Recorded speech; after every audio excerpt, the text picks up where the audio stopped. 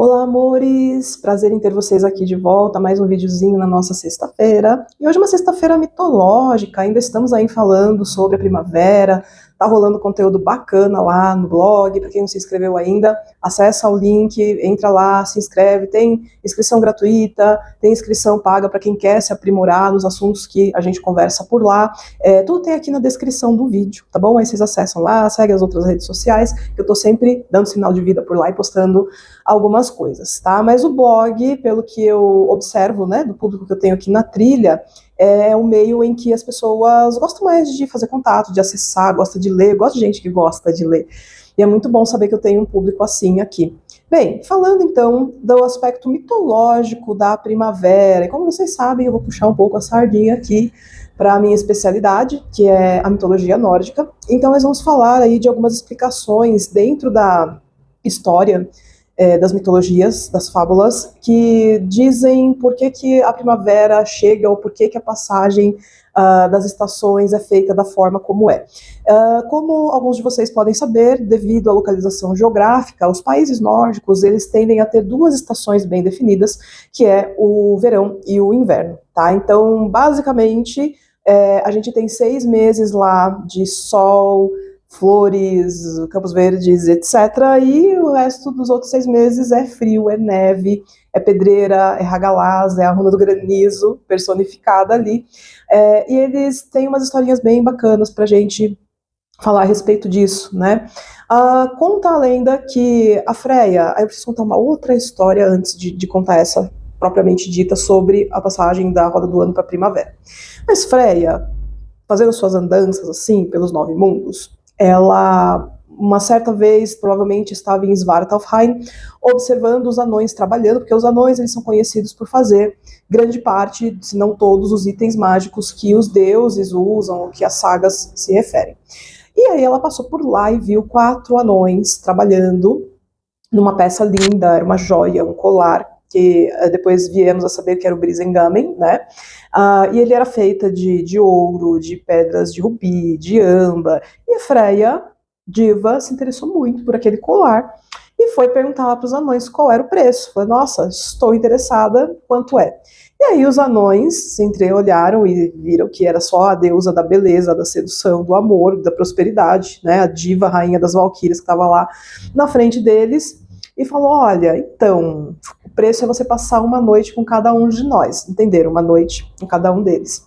E a diva topou sem nenhum problema, e assim foi, ela passou uma noite lá com cada anão, cada um teve sua vez, e adquiriu o Brisingamen, né, que obviamente era um colar mágico, que ressaltava ainda mais a beleza da Freya, e ele veio a se tornar um item ainda mais valorizado, porque Loki, olhando Freya pleníssima lá com a sua nova aquisição, teve aquela invejinha, aquela vontade de provocar o caos, de tirar a Freya da zona de conforto, não só ela, né, todos os deuses juntos. E aí ele resolveu que ele queria aquele colar para ele. Aí ele se transformou, algumas lendas dizem que numa pulga, outras num mosquito, e enquanto a deusa estava lá adormecida, ele foi lá, picou o pescoço dela, fez ela se coçar, até que ela abriu o fecho do colar, ele caiu, Loki usurpou e foi embora. E aí a deusa, quando acordou e se deu conta que ela estava sem o colar dela, ela ficou desolada, ficou muito chateada, ficou triste, e reza a lenda que uma das explicações para a gente ter a manifestação do inverno é por causa disso, né? Porque quando a deusa ela está feliz, está plena, está alegre, está querendo fazer as coisas dela, está lá se sentindo sexy, gostosa, a própria natureza reflete esse humor da deusa. E aí quando ela refletiu a tristeza, então o mundo também acabou sendo contaminado por esse sentimento e entrou em estado de espera, né? Tudo parou. Então o inverno ele tem essa característica. No inverno, tanto a natureza como nós deveríamos baixar um pouquinho a bolinha, fazer menos coisas, não fazer menos coisas, mas assim, não nos forçar tanto, porque a energia não tá para isso, né? O inverno aqui pra gente, né, que é a metade do ano ali, é pra gente realmente tirar um tempo para nós, né? E aí, o que aconteceu? O Heimdall foi investigar, e Heimdall, o deus guardião, foi lá, descobriu que Loki tinha roubado o Brisingamen, foi lá, tretou com ele, trouxe Loki para o conselho lá dos deuses, né? E aí o Loki foi lá, passou uma lábia, falou que não era justo, que ela ficasse com o colar o tempo todo, nananã, etc. E aí ficou definido que, para que não acontecesse mais, porque ninguém garante que Loki não ia roubar de novo esse colar, e de novo, de novo, de novo, etc. Ficou definido então que por 6 meses o colar ficaria com Freya, e por 6 meses ele ficaria na posse de Loki. Então vocês podem imaginar que 6 meses que o colar fica com Freya, são 6 meses que os povos pagãos remetem, né, ao plantio, à terra fértil, onde tudo nasce, tudo prospera, tudo floresce. A deusa Freya, ela é uma representação também da prosperidade, junto com o seu irmão Freyr. Eles trazem a prosperidade ali nos momentos em que a gente tem o Beltane, que é o casamento do sagrado masculino com o sagrado feminino. Eles trazem essa prosperidade também em Ostara, na primavera, né?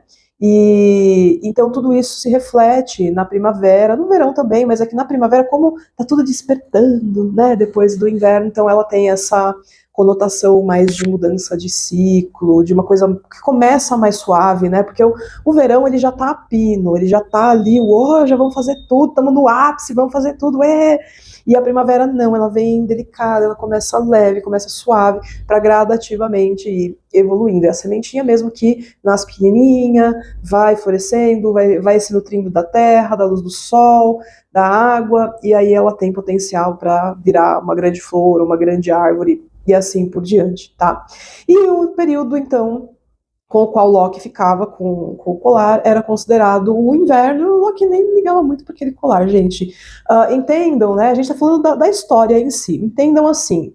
Como é que a gente pode trazer isso para uma observação na nossa vida, tá? Loki, na mitologia nórdica, ele é um elemento, assim, essencial, porque é ele que tira da zona do conforto tanto os deuses, quanto os gigantes, quanto outros seres, ou mesmo o próprio mundo, né? Então ele nasceu para isso. Nós, se ficamos muito tempo na zona de conforto, a gente chega até a envelhecer. Tem estudos científicos já a respeito disso, né? Que o estresse e a ansiedade, digamos assim, que na medida certa, eles são benéficos para a gente. Eles são um estímulo para a gente continuar aprendendo, para a gente ter vontade de evoluir, e as nossas células respondem a isso também. Já é comprovado que as pessoas que se desafiam mais, seja intelectualmente, seja aprendendo alguma coisa nova manualmente, né, uma outra atividade, uma outra profissão, um hobby, artesanato, jogo, enfim, tudo aquilo que você se propõe a fazer que é completamente diferente, ou pelo menos destoa, de certa forma, do que você está acostumado, é um estímulo para o seu corpo falar, nossa, que interessante isso, parece que o seu corpo fala, nossa, que interessante isso, então quer dizer que a gente não precisa ficar só aqui, onde a gente está, já sabendo de tudo, como é que funciona, e aí ele ajuda, de certa forma, a rejuvenescer as células, e ações químicas do corpo, elas promovem isso na gente. É claro que se a gente for para o extremo, de entrar no estresse avassalador, ter crises de ansiedade, isso não faz mal. Os extremos, eles nunca são bons. Tanto para você ficar estagnado, quanto para você ficar o tempo todo ali viciado em ter que fazer alguma coisa, ser produtivo. Tudo aquilo que vira uma obsessão acaba te prejudicando. Mas feito na medida certa, é extremamente benéfico. Então o Loki, para mim, a principal mensagem que ele passa nas histórias que ele participa da mitologia nórdica é essa.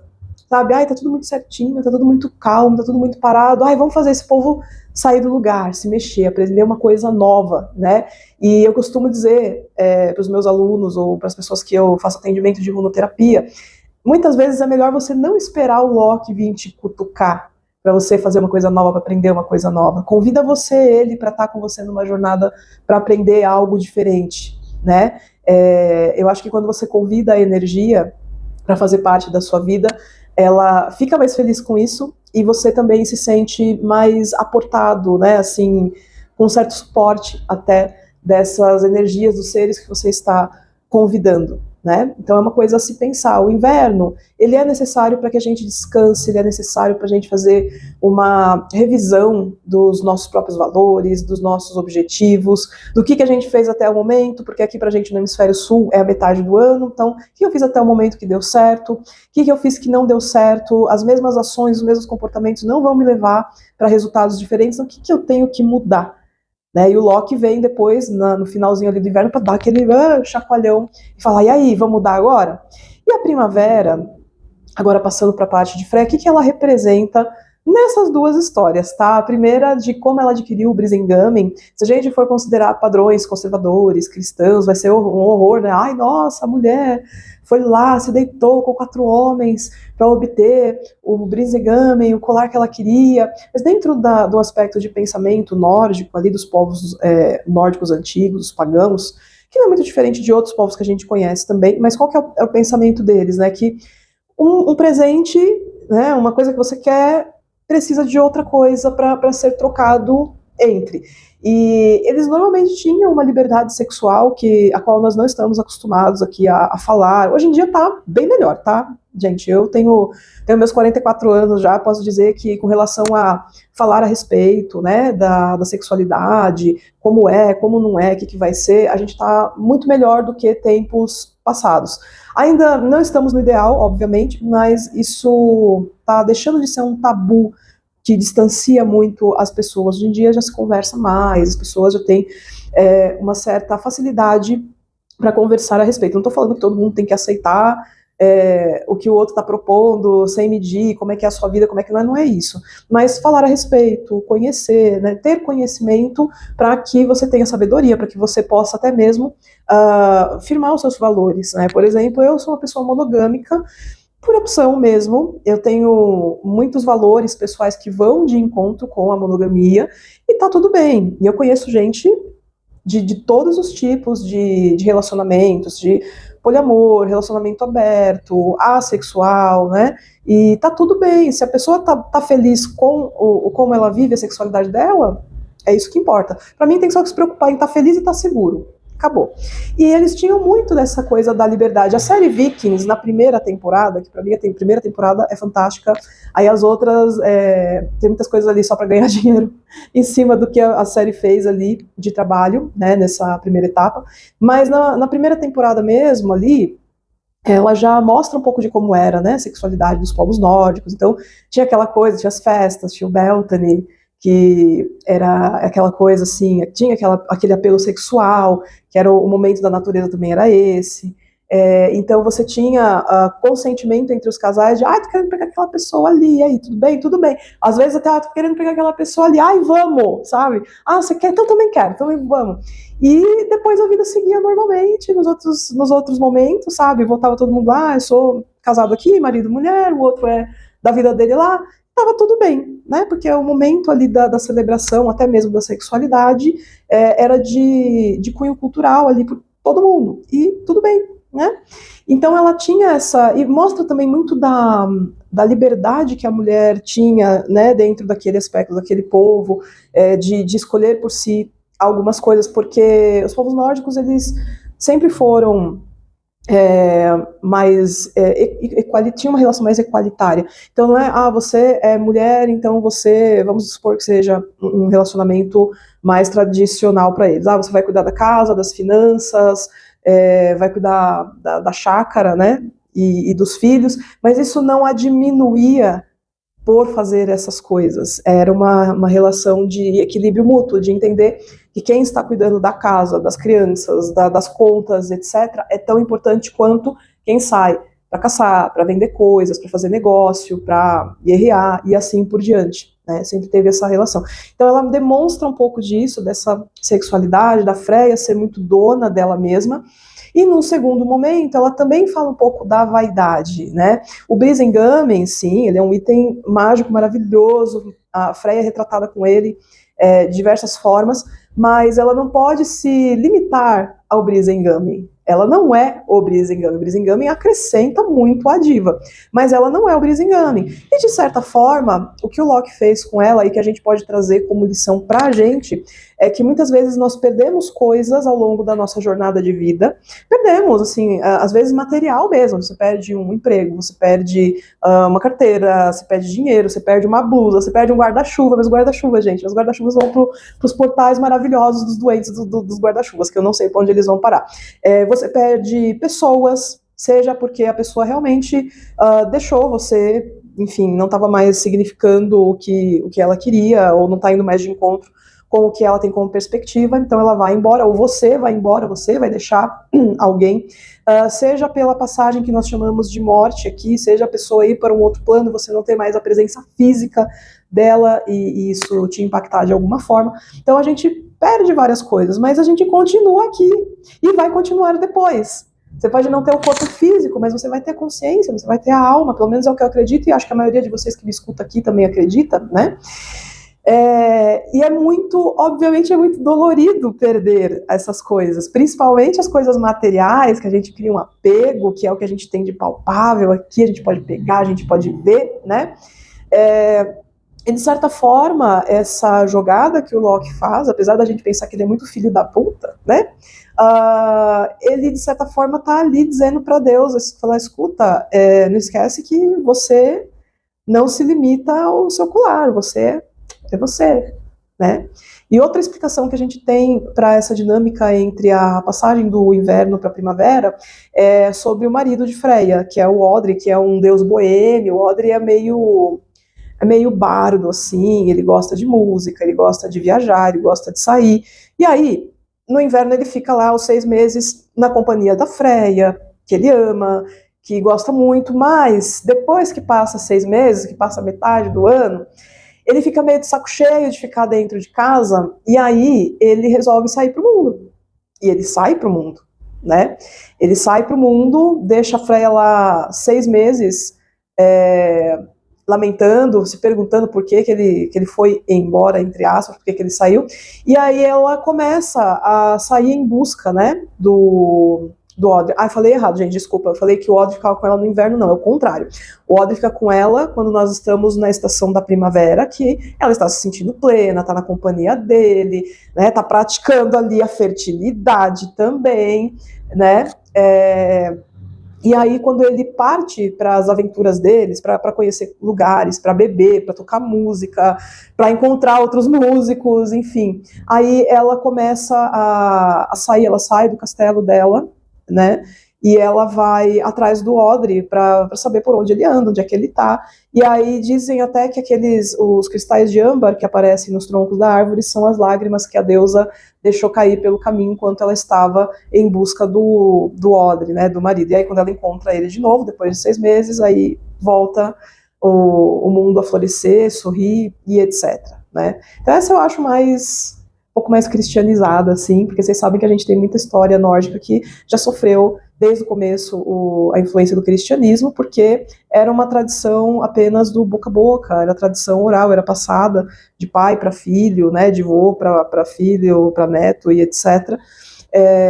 E aí só a partir do século XIV, quando a gente já tinha os autores ali bem misturados ali com as ideias do cristianismo, que essas histórias começaram a ser escritas, né, começaram a ser registradas, digamos assim. E ainda assim fala um pouco daquilo que a gente estava conversando sobre não te definir. Então a pessoa que te deixou, ou que você teve que deixar, e etc., ela não define ainda quem você é, ou define o que vai ser daqui para frente, mas sim, foi uma passagem da tua vida que deve ter mudado algumas coisas, deve ter feito você aprender algumas coisas, e a outra pessoa também. A perda, ela faz a gente aprender muitas coisas, e o importante é entender que essa perda, ela não é uma coisa ruim, ela pode se parecer ruim no começo, mas tudo se transforma às vezes, e na maioria das vezes você perdeu aquilo que você achava que era essencial para a tua vida, porque algo muito melhor vai chegar, porque você já está num nível de evolução que o universo quer colocar uma coisa melhor na sua vida, que você está vibrando uma energia muito melhor, muito mais ampla, muito mais positiva, e coisas melhores querem chegar para você. E aí a gente comete aquele erro de baixar tudo de novo a nossa energia para ficar encaixadinha ali no que a gente já conhece e evita o nosso crescimento. Até uma hora que o universo vem dar um chutão na nossa bunda, chuta a caixa e você fica sem caixa, você fica perdido ali e te obriga a enxergar que você está crescendo. Né, eu acho que a vida é um pouco disso, a gente está aqui para evoluir, a gente está aqui para crescer, mas às vezes nós temos uma dificuldade muito grande de aceitar isso. Bom, espero que vocês tenham gostado desse paralelo, dessas histórias que eu trouxe aqui para vocês, espero que vocês tenham mais consciência de como vocês estão florescendo na sua vida, e se vocês não estão enxergando esse crescimento, gente, tá na hora de fazer umas meditaçõezinhas aí, fazer umas visualizaçõezinhas, relaxar, tá? A gente tem que fazer umas coisas assim, às vezes, para prevenir e não deixar um baque nos atingir no dia a dia. Então, fazer uma visualização constante, por exemplo, de você envolvida numa bola de luz e sentindo aquela luz também irradiando para você, para todas as células, para todos os átomos que compõem o seu corpo, né? E que aquilo tá te iluminando, tá te fazendo bem, tá te conectando com coisas boas que você quer atrair para sua vida. Faz um pouquinho só disso todo dia. Não precisa nem ser 20 minutos, meia hora, uma hora, 5 minutos que você comece a fazer essa visualização todos os dias, antes de você começar a sua rotina, você vai perceber que com o tempo as coisas vão melhorando. Algumas coisas que te atingiam antes, principalmente no cunho emocional, já não vão te atacar ou te ferir da mesma forma. Você vai ter uma percepção mais ampla do funcionamento das coisas. Você vai perceber que para lidar com algumas pessoas ou situações, as coisas vão se tornar mais tenras, mais leves. Faz o exercício aí, depois você me conta. Tá certo? Não esquece de compartilhar esse vídeo com quem você acha que também precisa assistir. Não esquece de acompanhar lá no blog. Gente, o blog tá fervendo. Tô me dedicando bastante, colocando bastante coisa lá que eu sei que vocês gostam de ler, tá bom? Siga as outras redes sociais e se você quiser fazer um atendimento de leitura de runas, tá tudo aqui na descrição do vídeo. É só entrar em contato que eu te explico como é que funciona, quais são os valores, tudo direitinho. E fiquem ligados que logo vai ter curso de runas e de bruxaria totêmica para vocês. Então fiquem ligados quem tá afim, que já já eu vou abrir as inscrições, tá bom? Beijinhos, um ótimo final de semana para todos nós e seguimos nos falando por aqui e nos outros canais.